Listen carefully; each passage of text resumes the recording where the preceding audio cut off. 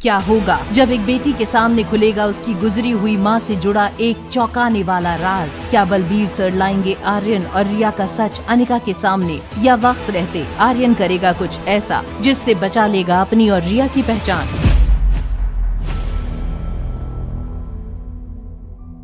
Balbir uncle, कहाँ हो आप? क्या आप मॉम को मेरा और रिया का सीक्रेट बता दोगे?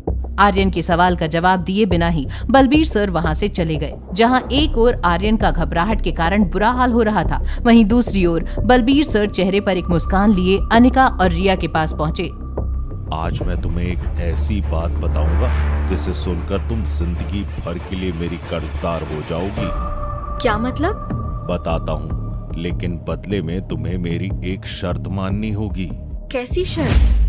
बलबीर सर ये तय कर चुके थे कि वो अनिका को उसके खोए हुए बेटे यानी कि आर्यन के बारे में सब कुछ सच सच बता देंगे। बलबीर सर की बातों से अनिका की बेचैनी बढ़ती ही जा रही थी। तभी अनिका ने वापस से पूछा, आप साफ साफ क्यों नहीं बता देते कि बात क्या है?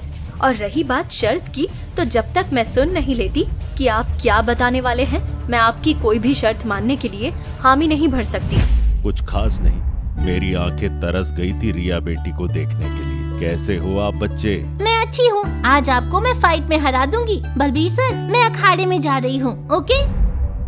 अपने शागिर्द को खो देने के डर से बलबीर सर ने अनिका को सच ना बताना ही बेहतर समझा।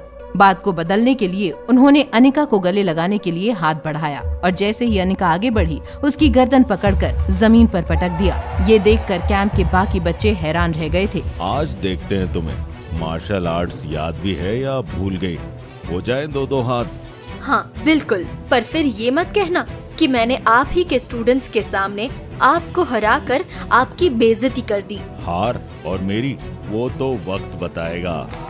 कैंप के बच्चों को यकीन नहीं हो पा रहा था कि अनिका जैसी खूबसूरत लड़की मार्शल आर्ट्स में इतनी माहिर हो सकती थी। लगभग 15 मिनट की लंबी फाइट के बाद अनिका बलबीर सर से जीत चुकी थी।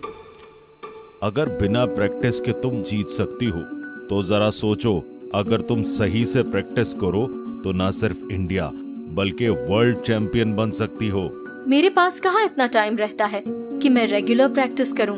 जानता हूँ एक नंबर की आलसी हो तुम, लेकिन अपनी बेटी उसे तो बना सकती हो ना बेहतरीन फाइटर। रिया? नहीं, बिल्कुल नहीं।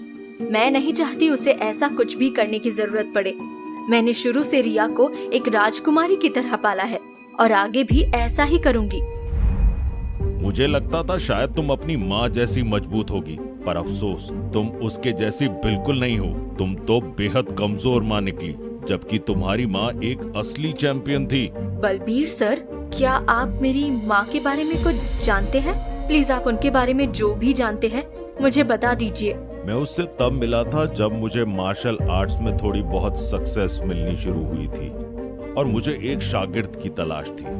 जो हुनर तुम्हारे अंदर है वही हुनर मैंने तुम्हारी माँ में देखा, तो उसे ट्रेनिंग के लिए ऑफर दिया, मगर उसके कुछ ही दिनों बाद वो अचानक कहीं गायब हो गई। मतलब? किसी को नहीं पता था कि वो कहाँ गई। कुछ लोगों का मानना था कि शायद उसे किसी ने किडनैप कर लिया, पर मुझे यकीन था उसकी ताकत पे। उसका कोई बाल भी बांका नहीं कर सकता था। फिर लगभग 2 साल बाद अचानक एक दिन तुम्हारी माँ मेरे पास आई और कहा कि मैं उसकी बेटी यानी कि तुम्हें अपना शागिर्द बना लूं। साथ ही उसने मुझसे एक बात कही जिसे सुन मुझे बड़ा धक्का लगा था। क्या कहा था माँ ने? उसने मुझे बताया कि वो बहुत जल्दी इस दुनिया से जाने वाली है। ये सुनकर मैं शॉक्ड रह गया था। उसकी दी हुई इंफॉर्मेशन से जब तक मैं तुम्हारे पास पहुंचता उसके पहले ही वो चल बसी, मगर जाने से पहले वो अपनी सारी जिम्मेदारियां निभा कर गई थी। किसी को उससे कोई शिकायत नहीं थी सिवाय एक शख्स के। कौन था वो शख्स? दिल्ली के गुलेरिया खानदान के सबसे काबिल वारिस करण गुलेरिया। करण के साथ तुम्हारी माँ की सगाई हुई थी। पहली बार जब मैंने तुम्हारा नाम अनिका गुलेरिया सुना तो लगा कि तुम करण गुलेरिया की बेटी हो, पर अफसोस ये सच नहीं था। मुझे आज तक समझ नहीं आया कि तुम्हारी माँ ने क्या सोचकर करण गुलेरिया की जगह तुम्हारे बाप गौतम गुलेरिया से शादी की थी। फिर करण गुलेरिया का क्या हुआ? करण एक बहुत ही एम्बिशियस आदमी था। वो अपनी मेहनत से गुलेरिया ग्रुप को बहुत ऊंचाइयों पर लेकर जा रहा था, लेकिन तुम्हारी माँ के जाने के बाद वो बिल्कुल बदल सा गया था। उसने सब कुछ छोड़ दिया और तो और ना ही दोबारा किसी से प्यार किया, ना शादी। वो आज भी जिंदा है, मगर ऐसी जिंदगी भला किस काम की। माँ ने ऐसा क्यों किया होगा?